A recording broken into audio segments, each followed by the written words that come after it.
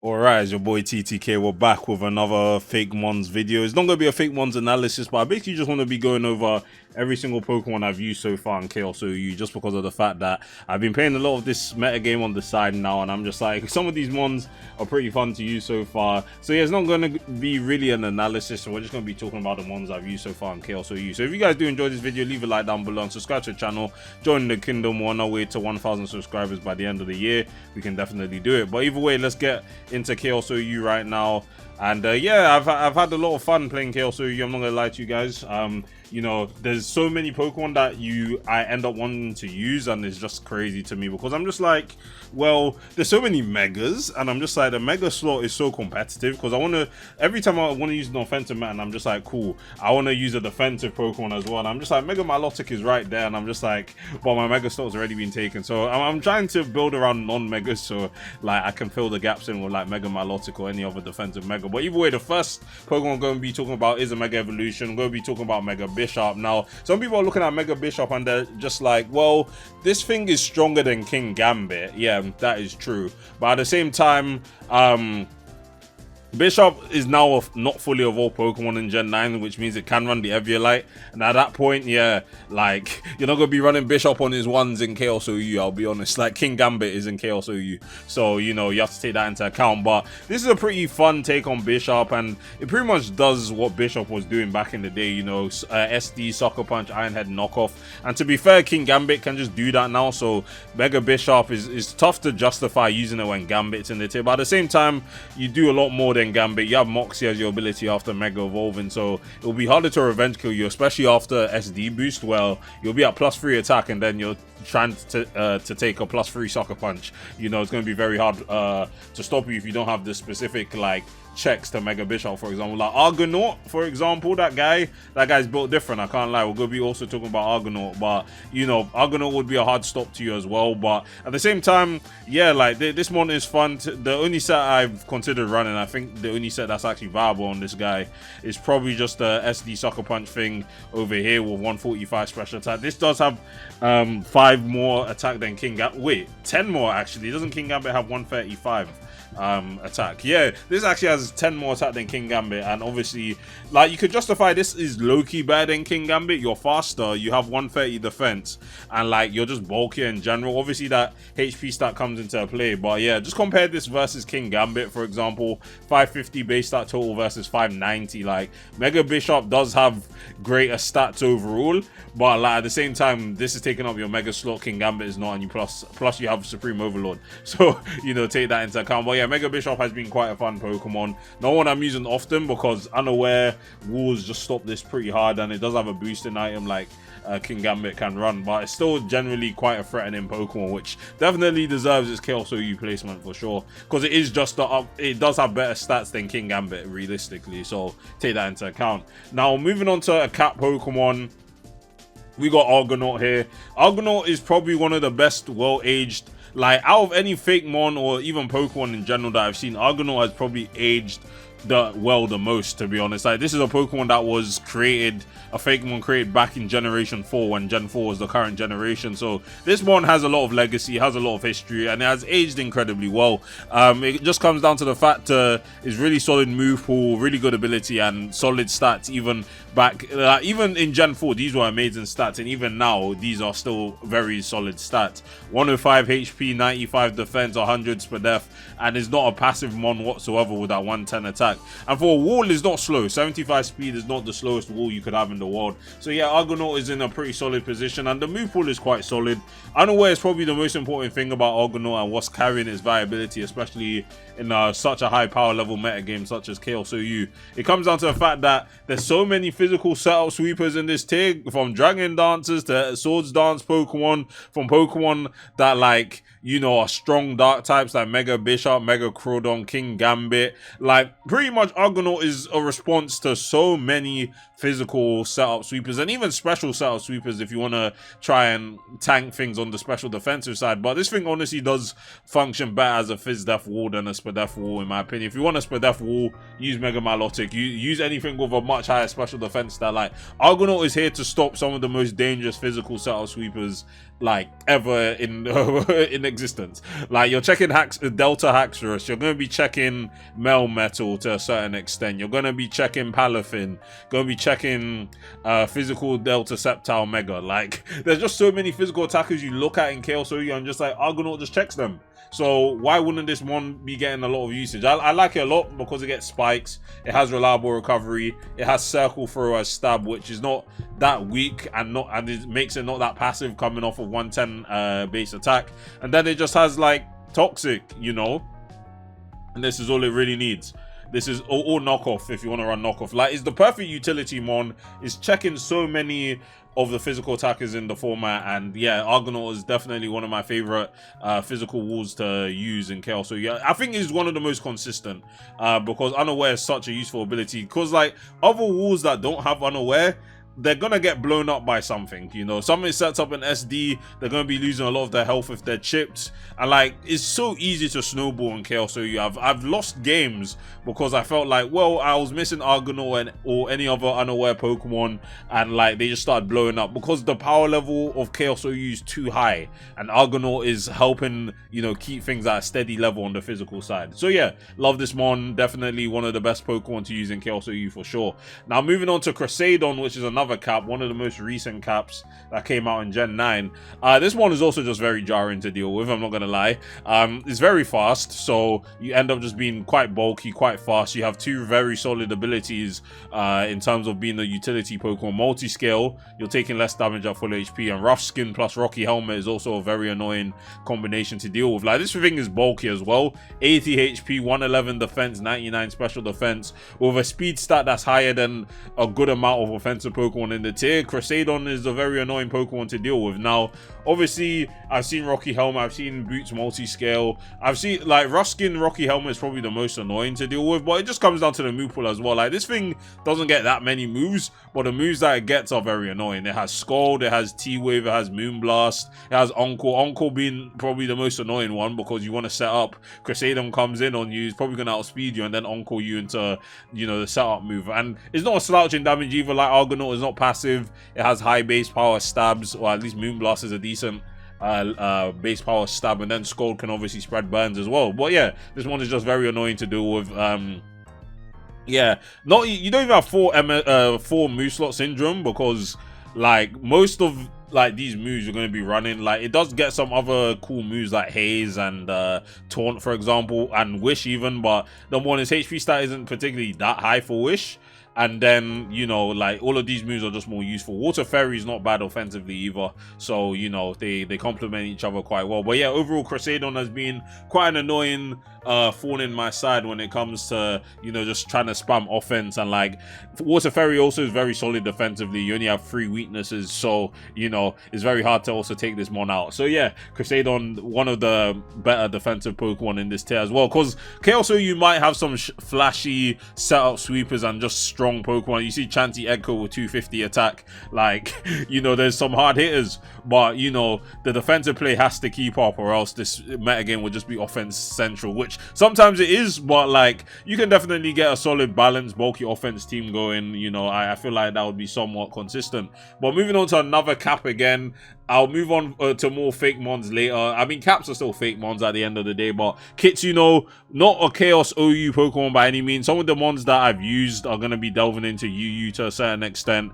But yeah, Kitsuno got a buff overall coming into Generation 9. The cap player base were just like, yeah, this mon needs an overhaul basically. It gained like 25 speed, it gained like 10 attack, I think, and yeah, it's quite a threatening Pokemon. In Chaos OU is not too crazy in my opinion, but depending on the sort of team that you needed, I needed a ghost type spin blocker. It also has removal. Like Kitsuno's move pool is quite insane. Again, this is a cap that came out on the 4th gen as well, so they just gave it a lot of stuff.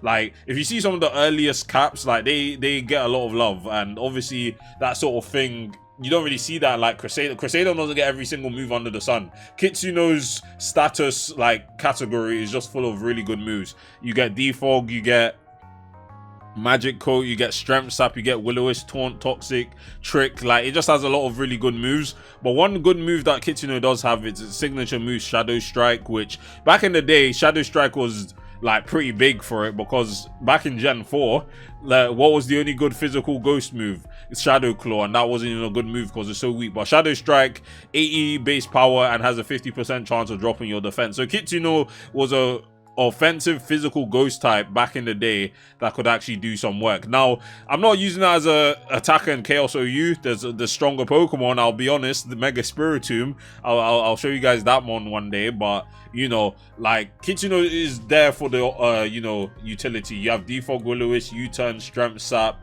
Like, you know, it's just there. And on a specific team, I was using it as a defogger, so you know, it gets some love as well, even though it's in Chaos UU. But you know, this is the one I've tried to bring into OU as well. Now onto a mon that some people might know about, that I've been talking about, is Garbodor Eggco from Pokemon Infinity. I did post on my community page about this guy. This guy's a beast. Like Argonaut, it has Unaware, so you know, you're stopping some of the strongest physical and special setup sweepers as well. Like, Argonaut plus Garbodor Eggco is like probably one of my favorite defensive calls to run in Chaos OU. They just complement each other so well. Like, Argonaut may not resist ground, but is bulky enough to take attacks from, you know, some threatening ground types like Lando T, which still manages to make its way here. You know, Mega Donphan, you know, just a lot of the threatening ground types that are available in this format. Argonaut can handle them, and it is a water type as well, so it's going to threaten them out if you decide to run Scald, for example. But yeah, Garbodor, you know, is also weak to fire. It only has 2 weaknesses: a Transform weakness to ground and a fire weakness. Argonaut obviously resists fire, and then they just synergize so well. The typings really synergize. Argonaut's weak to flying, fairy, psychic. You know, Garbodor Eggco is neutral to psychic and resists flying, and fairy, your times 4 resistant to fairy. So yeah, you're stopping so many of the fairy types that are available. Like, I really underrated the amount of fairy types that are actually available in Chaos OU. Like, some of these guys are annoying as hell to deal with, like Alpico, you know, Mega Florges, Mega Milotic, Tapu Lele, even Mega Zeb Striker. I can't lie, Mega Zeb Striker is kind of on fraud watch, I can't lie, but you know, you don't war Mega Diancie that well though, because you know, Earth Power is gonna completely destroy you, which is the perfect thing about Garbodor Eggco. It has such good defensive stats, and it would seem like a mon that's pretty much impenetrable, but having that times 4 ground weakness really does keep its level. Like, it's not overbearing to a certain extent. It has its clear weaknesses, but you have to understand that it has many resistances as well. Like, it literally has like it has immunity to poison, obviously, and steel and poison. They quite complement each other quite well. And to be fair, when we saw the first canon poison type Pokemon in Reverum in Generation 9, it wasn't a defensive Pokemon, but you know, this type does have its pros and its high pros on the defensive side. So yeah, what was I running on Garbodor Eggco? Argonaut has spikes. This gets T-Spike. I mean, this also has spikes as well, but you're going to be focusing on running T-Spikes here because you're not running 2 Spikers. It does have a pretty good utility move pool. Obviously, this was a set I was running with Sludge Bomb, Flamethrower, because you want to hit steel types like Mega Sizzle. Mega Sizzle will just come in on you, and you know, you can't really do much about that. And then the last move I was running on this was what the hell was I running on this? Rapid Spin, because I wasn't really running any other spinners, but it obviously has access to some other moves like Leech Seed and Parting Shot, which I do need to try out. To be fair, Leech Seed does give this thing some valuable recovery back, because unlike the original Garbodor, it doesn't get access to Pain Split, which is quite painful, to be honest, because I would have loved to be able to run Pain Split on this guy to keep it healthy. But you know, it has Leech Seed as a way of, you know, getting back more recovery.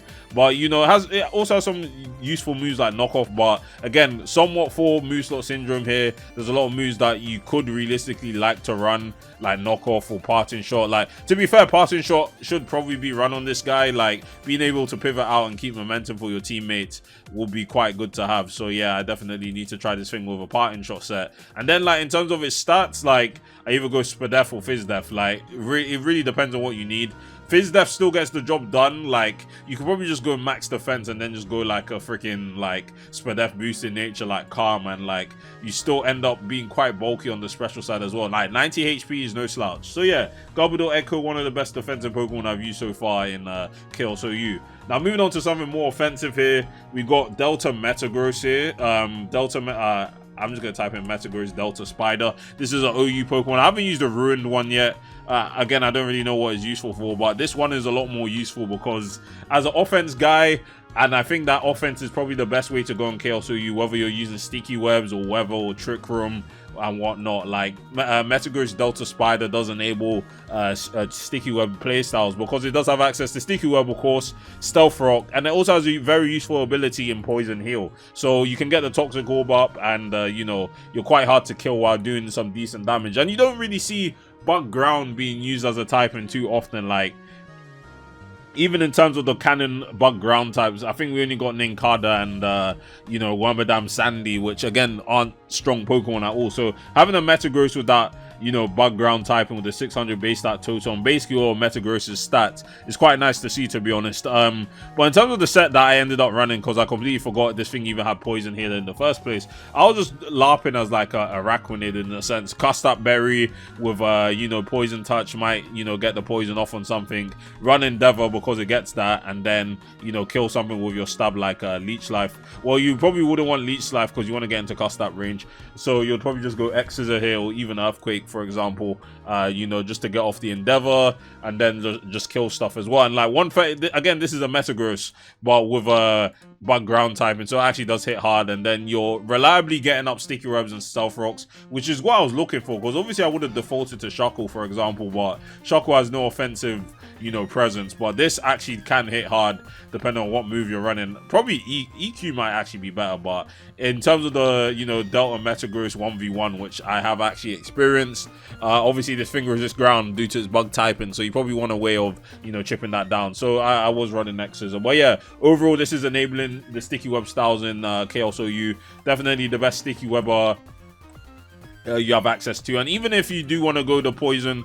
the toxic orb poison heal set, you do have access to U-turn as well, so you can get a slow U-turn out, get your breakers in, and then just start going ham. But yeah, Delta Metagross Spider, pretty solid Pokemon. Now moving on to a pretty funny Pokemon. A lot of this is also from Pokemon Infinity. I feel like Infinity released like the most broken sort of fake mons out of the 4 fan games available on this site, excluding fusions. Though fusions are a completely different ball game, but out of Infinity Insurgents and you know, wait, what's the other one? Infinity Uranium. I feel like Infinity brought the most broken Pokemon into the mix here. But either way, what does Grimfowl have access to? This is a Noctowl evolution. This is the evolution of Noctowl Eggho, you know, the regional variant from Pokemon Infinity. But, you know, you look at its stats and you're like, hey, this isn't anything too crazy. How does it manage to get into Chaos OU? 540 base stat total, no slouch. It is somewhat bulky. 112 HP is not bad, and 130 special attack is really good. It's way stronger than Moltres,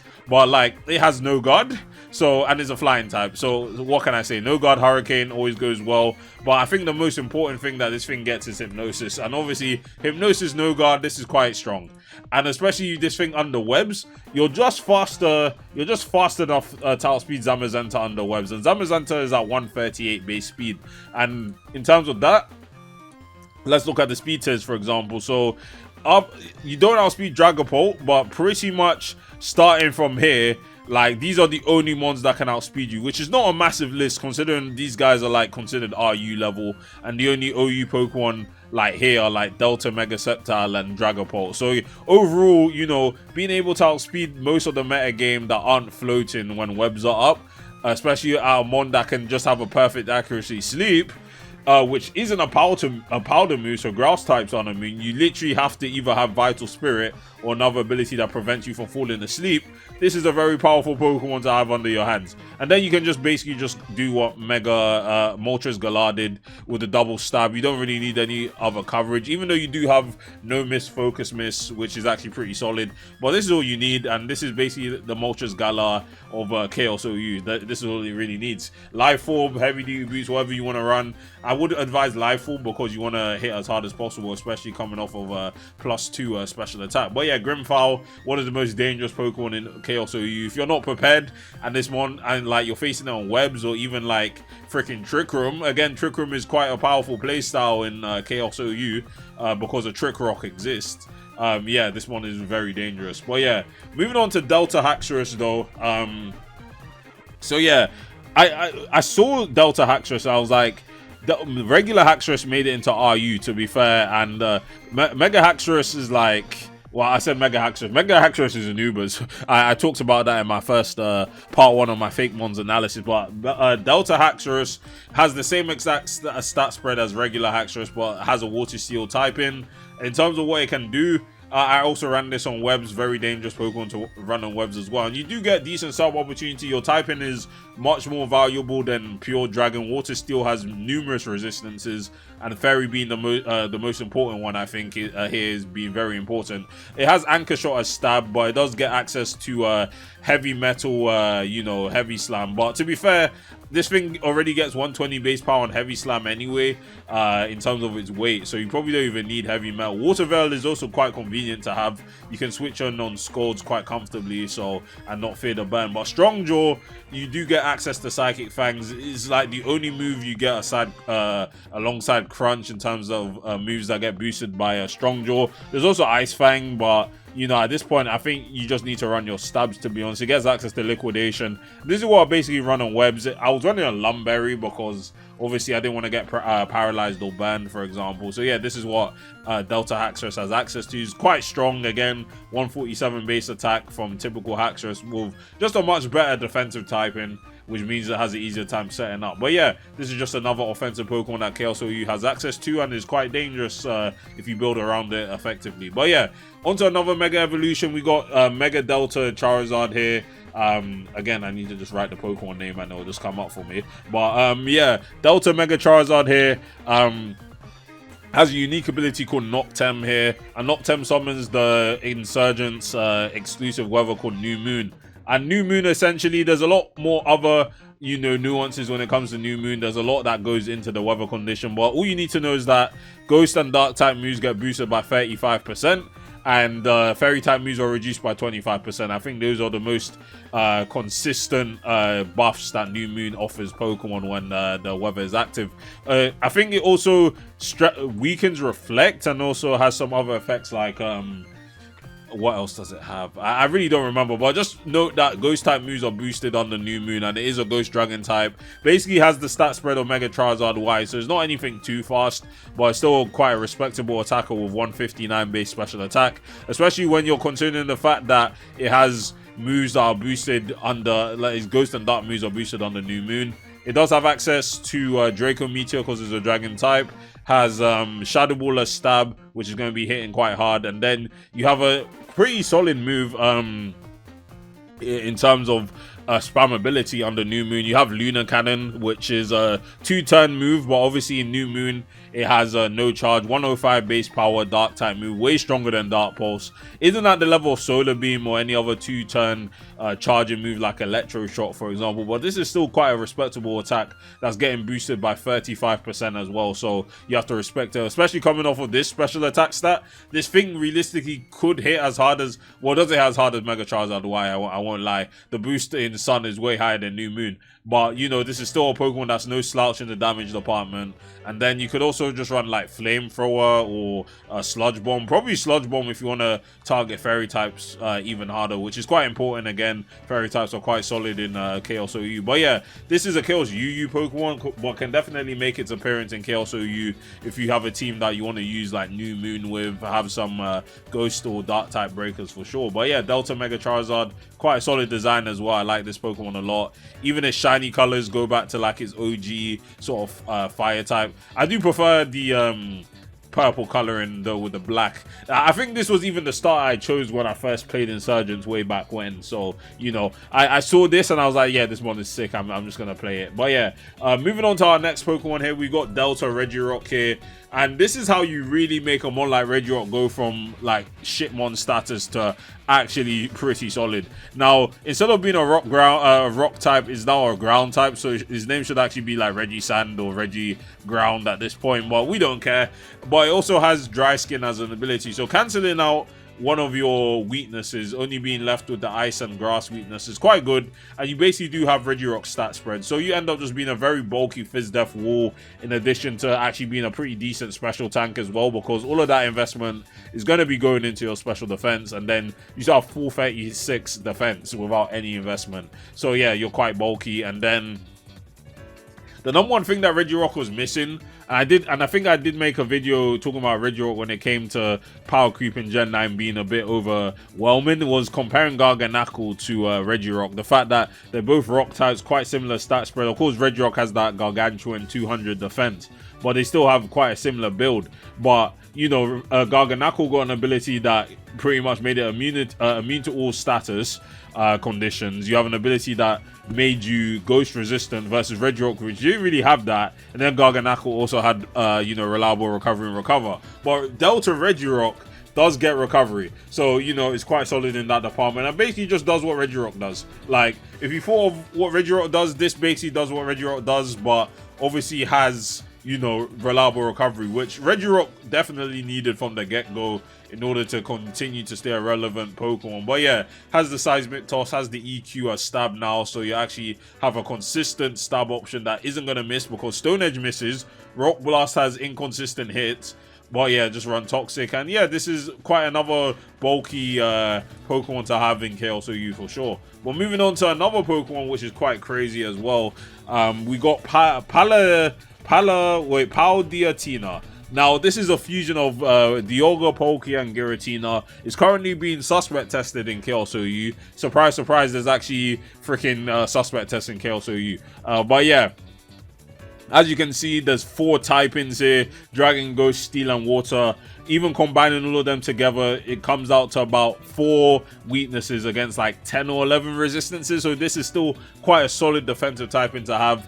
It's weak to Ghost and Dark, and then is weak to Ground, and then is weak to... It's not weak to Electric because Dragon cancels that out. It's not weak to Grass because of Steel and Dragon.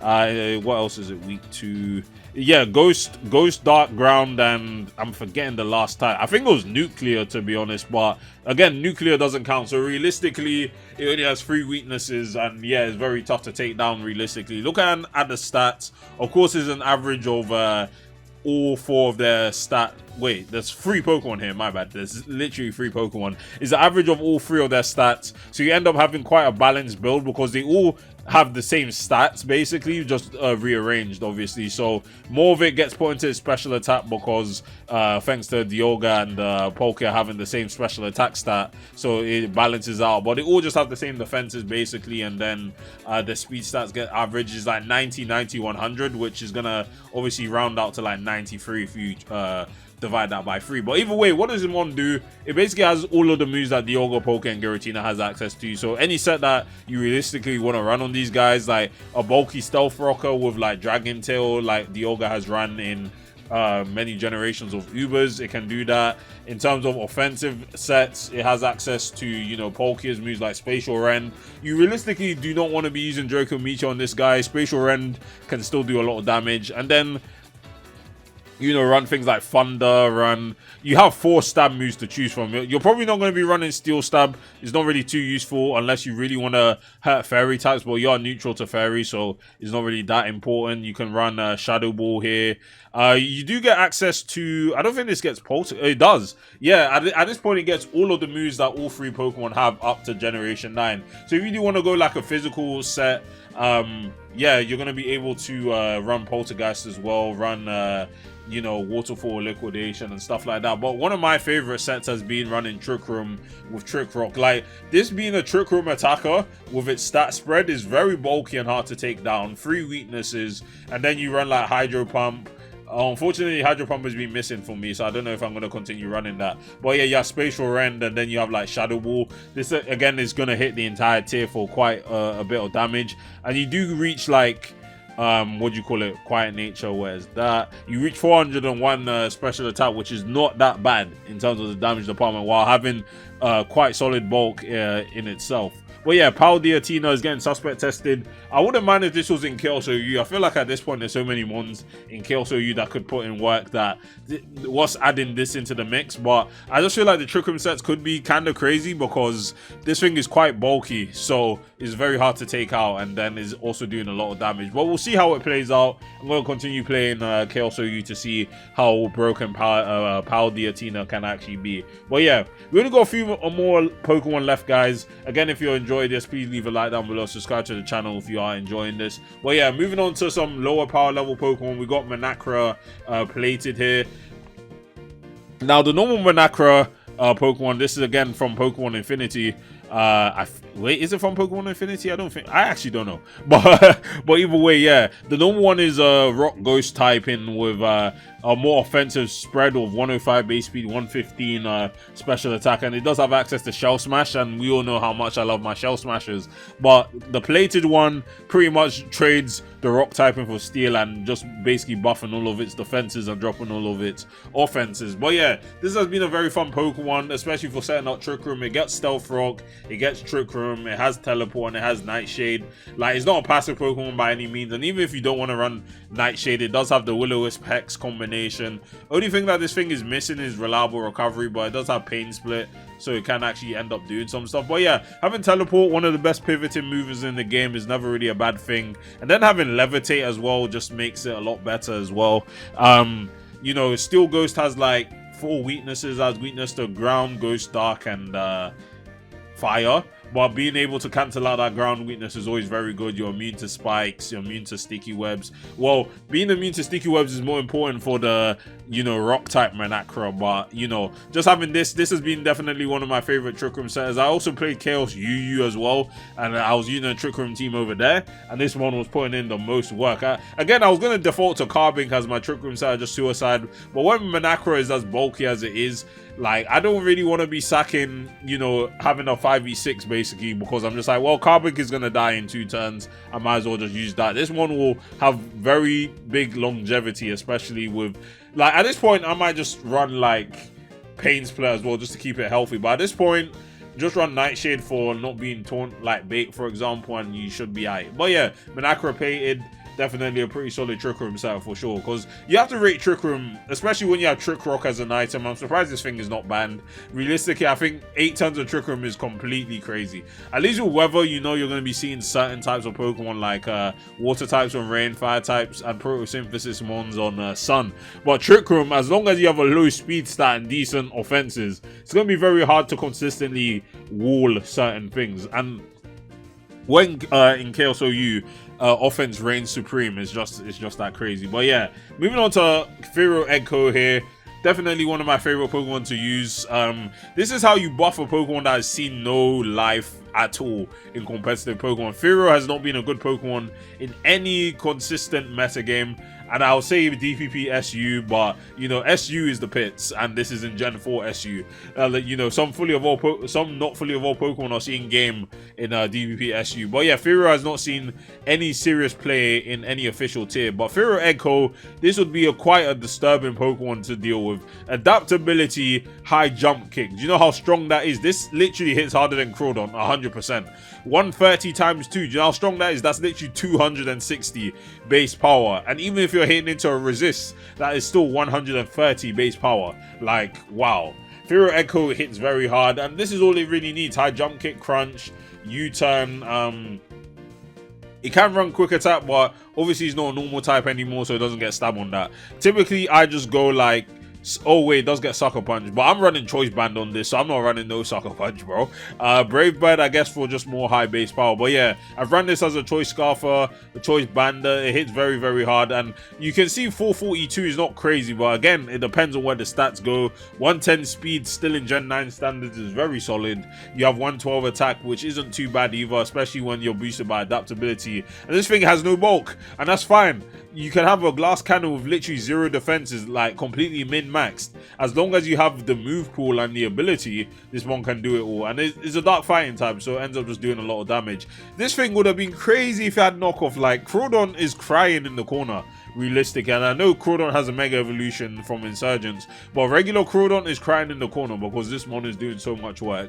But yeah, on to the last Pokemon of today's video. We got Weyena. And again, this is a evolution of Mightyena, and when you have a Pokemon again like Mightyena has had a worse career than Fearow, or has it? That's a tough one. Now Mightyena has had it worse. Mightyena is literally like the worst fully evolved like official dark type of all time. Like, Mightyena has not done anything, and like that's the reason why I made the power creep video in the first place, because Mightyena again is a Pokemon that has not done anything. And even something like Mabostiff, which came out in Gen 9, like just took Mighty Enna's flow word for word, bar for bar. But yeah, Pokemon Infinity coming in clutch yet again, giving us another pretty solid evolution or alternate form. This has 129 attack, is now a Dark Fairy type, has 102 speed. This is how you make a Pokemon so much better. Like, it basically got the Obstagoon treatment, basically. Like, it became a bigger Dark type, more threatening looking, is a lot stronger in that regard as well. And it kept Moxie as well. Mighty Enna kept all three of its abilities. Intimidate, Moxie, and Quick Feet. Now, we don't give a crap about Moxie, about Quick Feet or Intimidate. We're running Moxie and we're running Choice Scarf because as long as it has U-turn, oh wait, it does have U-turn. I'm tweaking. The one time the Choice Scarfer